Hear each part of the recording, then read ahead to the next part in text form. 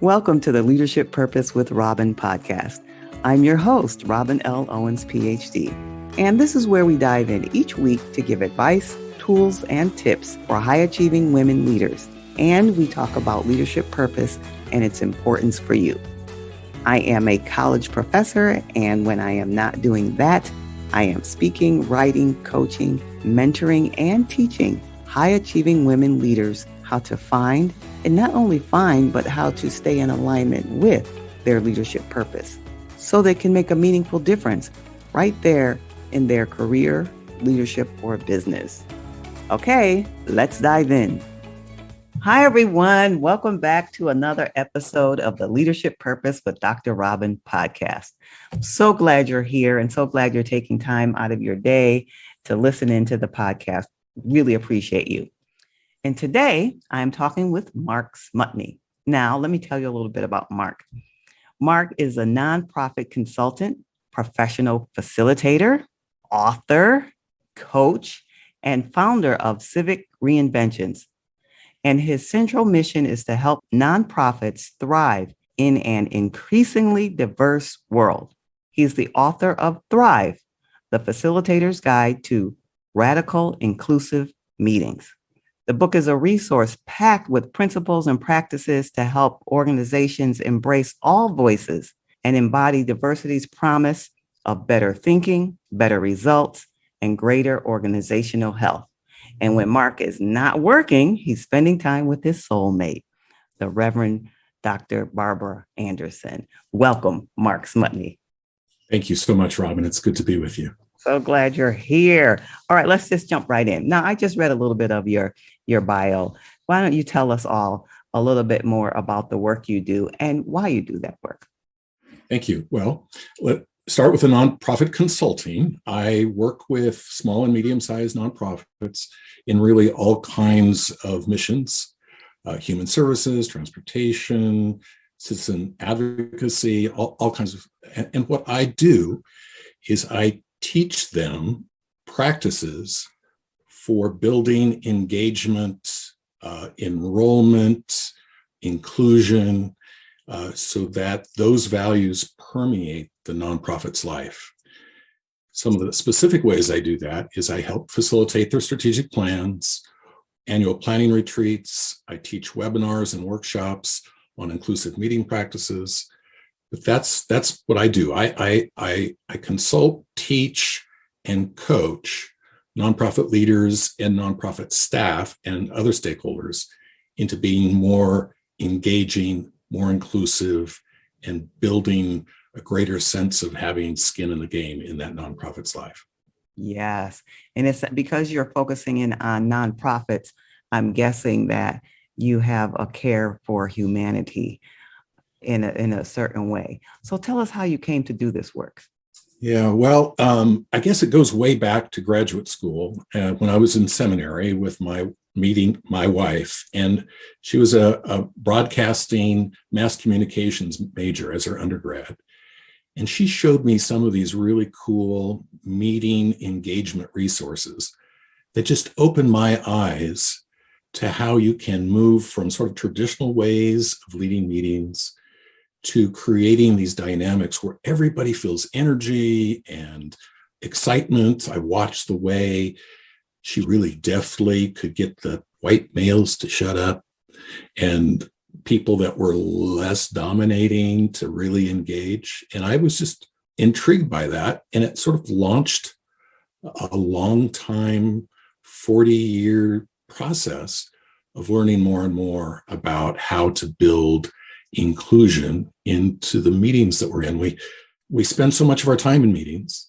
It's the sort of the tableau on which we can build inclusive meeting practice. So it started with my wife over 40 years ago. We've been married 40 years, and then grew as I encountered different movements through the years, like the World Cafe and like liberating structures. These are techniques that are all built on a commitment to full engagement of all participants. Oh, I would imagine you're in demand now more than ever, given that many of the meetings are online in ways that they had not been in the past. Absolutely. I have a gig in November of next year that's in person, but everything else in between is all virtual. I find that because of the exhaustion people feel because of the pandemic and the exhaustion of just having so many virtual meetings, it's really important to build in these ways for people to really get energy and excitement and engagement. Otherwise, people just check out. It's too exhausting Yeah. to be talked at. So Yes, yes. So good for you. I'm sure there's many people thanking you right now, the people who have energy in their virtual meetings and didn't have energy before. So yeah, good for you. We can hear your passion about this work. Tell us, what you enjoy most about the work and why.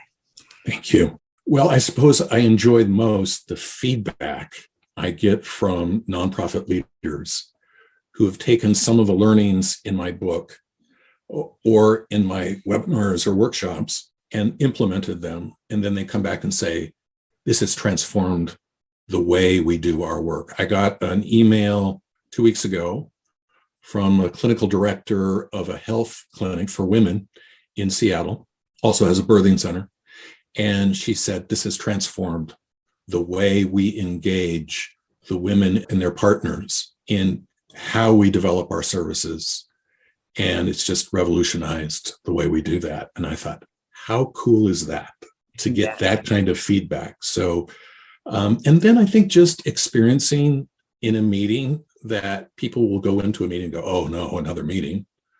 And then at the end, they're bubbly and joyful, and they think this has actually been a great experience. So both of those kinds of experiences really give me a lot of joy. Yes, that's amazing. I still, in the back of my mind, I'm like, come on, Mark, come to my next meeting. Come to my next Zoom meeting, please. And I just had a whole vision of you and everybody in the meeting suddenly being transformed. You said you were doing this work, you started 40 years ago. I mean, I can only imagine how much expertise you've developed over those years. So tell us, if you can, from all that, if you can distill one piece of advice or one tip for our listeners today, and primarily the listeners are high achieving women leaders. They might be in an official leadership role or unofficial leadership role, but they are the women who are supporting others and are ambitious and professional and doing all the things. And they rarely get the support. So I invite guests like yourself to come in and just lend your expertise to give them a word of advice. So to that listener, what would you say? First, with humility, I'm not sure I should be pontificating about that, but I'll bite anyway. So one of my favorite writers is Frederick Buechner, and he is often quoted that our sense of vocation, our sense of calling, is the place where our deepest joy meets the world's deepest need. And of course, the world needs everything: compassion, hope, healing, justice, purpose. So I would coach those women to make sure that your deepest gifts are really expressed fully in your work, and that your work does some kind of good. It needs to bring beauty, compassion, healing, social justice, all the good things. And finding that is absolutely essential to being an effective leader, because there is so much trauma and pain and suffering in this world. People need joyful leaders who exude what they most want to give. So don't get into a poisonous situation where your deepest gifts are not being expressed. Yes. Find that place. Yes, you're speaking to me, because you're preaching to the choir in a sense to me, because that's the kind of message I believe in too, and encouraging people to follow. So thank you for sharing that. Now, as you know, my work has to do with leadership purpose. Right. So now when you hear the term leadership purpose, what comes to your mind? Well, it first has me look inside and think, times through my life where I wasn't necessarily driven by what I thought was my most important purpose. And learning that when that happened, I was maybe depressed, maybe less motivated. But when was very clear that my purpose is to really bring my best gifts to another person, to a nonprofit leader, to an agency as a whole, then my purpose is most fulfilled. It really dovetails into our last part of this conversation. And so I would say that to lead with purpose is to do that, to find that place where you are expressing your gifts. But it's something more than that. For me, it's also to recognize that this isn't about me. It's about the collective, communal, social creation of value and meaning and service and so forth.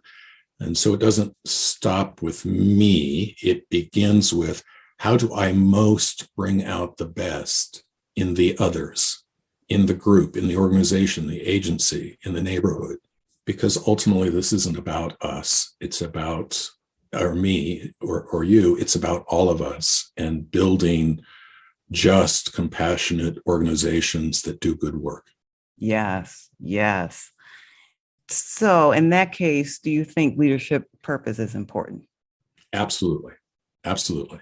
I use a little exercise with some of my coaching. I call it the 9 whys.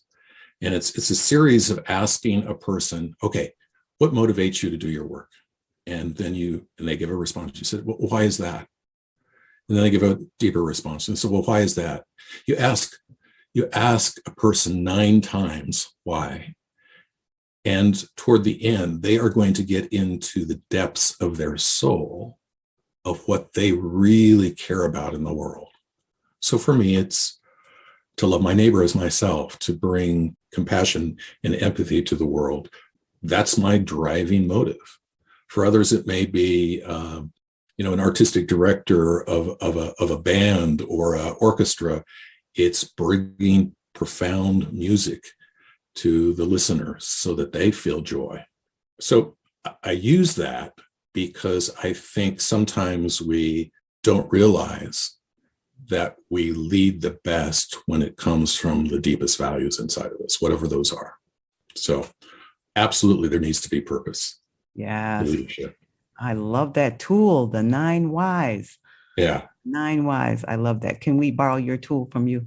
Absolutely. I'll send you a link. Actually, it's not my idea. It's another association that a couple of Stanford professors that came up with the 9 whys. And I'll send you a link and you can use it. Okay, great. And I'll put it into the show notes. So everybody who's listening can say, hey, I'd like to do that.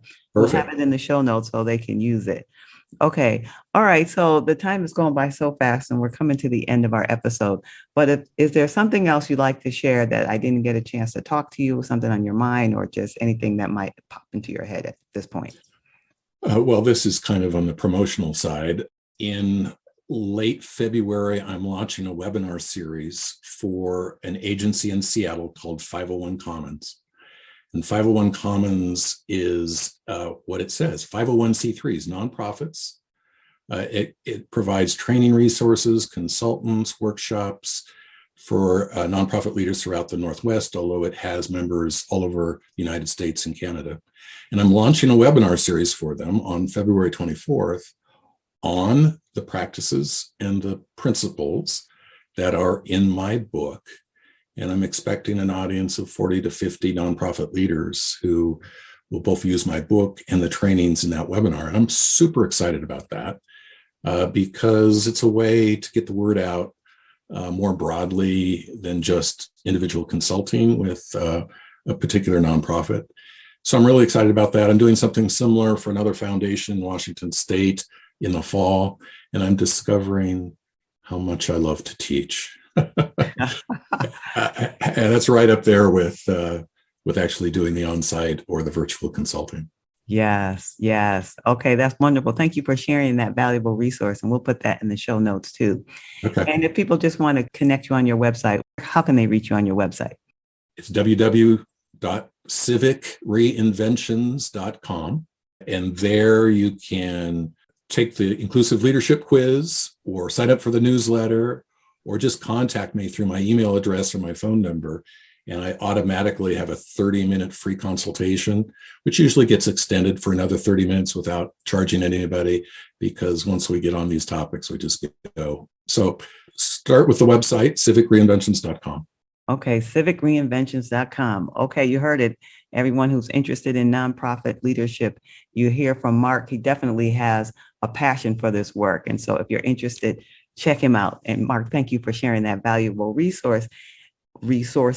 And thank you for being here, taking time out of your day to share your insights and wisdom. Really appreciate you being here.